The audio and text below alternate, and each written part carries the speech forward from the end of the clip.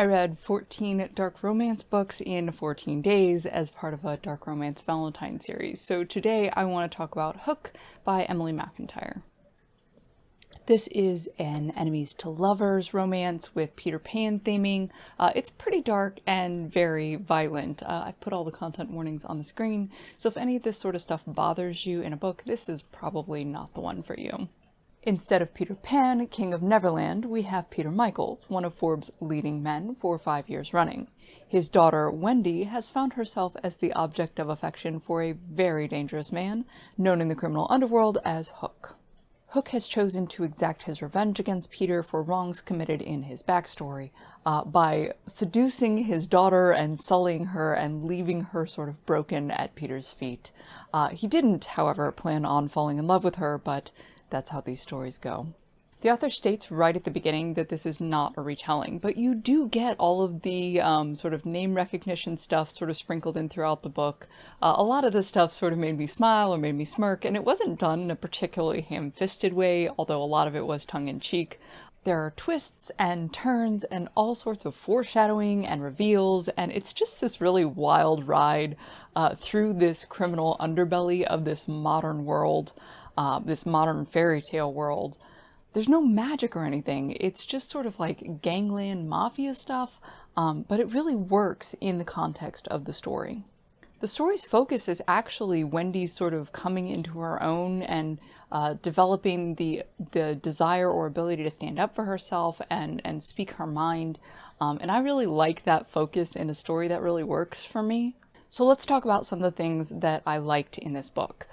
The writing is really solid. It's very descriptive. It really draws you in. The sex scenes are not what I would call subtle, but they're not ridiculous, and there's not a lot of like excessive, sort of cringy or awkward dirty talk. Like there's a little, but it's certainly not prevalent. I would also note that there are two types of dark romance books. There are dark romance where the smut is the focus, and then there are dark romance that are more like erotica. And then there are dark romances that are dark romances that happen to have smut in them. So this is one of those. This is where the sex scenes are there, and they're certainly descriptive, but they're not the focus of the story. The development of the characters and the things that they're doing and what's happening is the focus of the story. So that's definitely my preference when we're talking about this kind of book. I also really like the author's characterizations. She did a really good job of making Hook out to be a psychopath. He is not a criminal mastermind. He makes mistakes. At one point, he thinks that Wendy is working with her father, and so he kidnaps her and does really awful things to her. And this is after he's recognized that he's falling in love with her.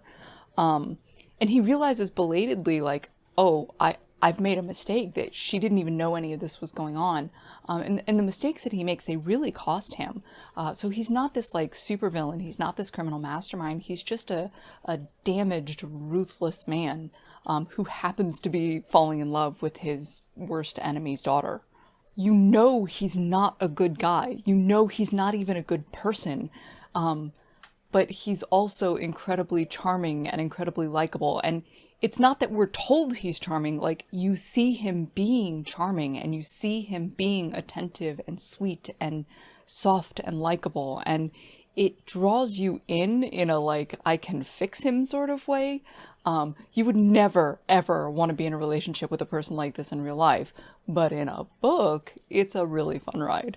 I also think Wendy is really likable and relatable. You get to watch her sort of shift from being this like quiet, good girl, docile, does what she's told person, daddy's little shadow, into her own woman and her having her own thoughts and her own feelings and speaking up for herself, and being willing to speak up for herself and push back and say, no, I'm not going to put up with that. I'm not going to tolerate that. No, you can't do that. No, I won't do that. And I feel like the author did a really good job of sort of leading into that breaking point. It wasn't all of a sudden. It felt very well developed. So I think that was really well done. I liked all of the characters, actually. The dad was cold and distant and unerringly put his business first.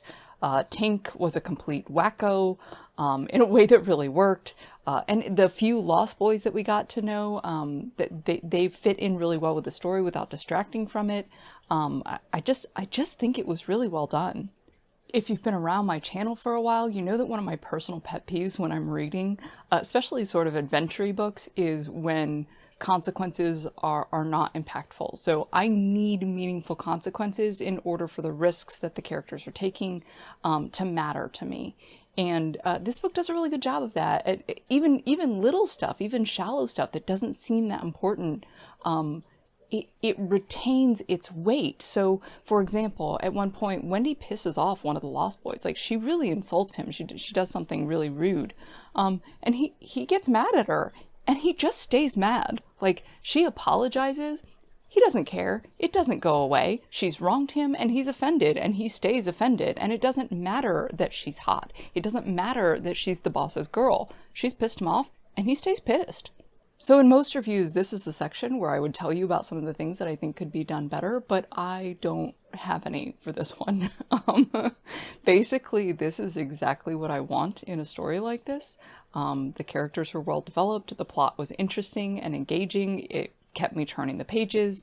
I sat down and read it all the way through, not because I was eager to do it for the channel, but because I was really invested in the story and what happened to the characters. So yeah, I guess if I absolutely had to say something, I think I would have liked to have seen a little more like retention of conflict in the epilogue. So, you know, it does the typical like romance story epilogue 2 years later, you know, they're on their yacht and everybody's happy and everything like that. But like, he's still a criminal underworld boss. Like he's still a bad dude. So he still lives a violent life. Like they would still have some danger in their lives. But like 10 out of 10, no notes. I loved everything about this.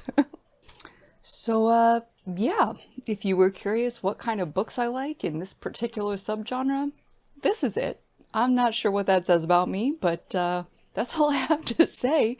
I really enjoyed it. I thought it was fantastic. Highly recommend it if you like this sort of story, if you like this sort of book and none of the trigger warnings bother you. Yeah, so if you want to see more dark romance content or more reviews on darker themed books, hit the like button and subscribe to the channel. It lets YouTube's algorithm know that you want to see videos not just from me, but from other content creators like this. So you're training the algorithm every time you interact with those like and subscribe buttons. So definitely be sure to do that. If you want to support me or what I'm doing on my channel, you can join the Patreon, and that gives you direct influence over my TBR and what books I'm going to be reading in the coming months. Or feel free to join the Discord and come and chat with me about books or writing or pretty much anything else. Thanks so much for watching. Have an excellent day, and I'll see you next time.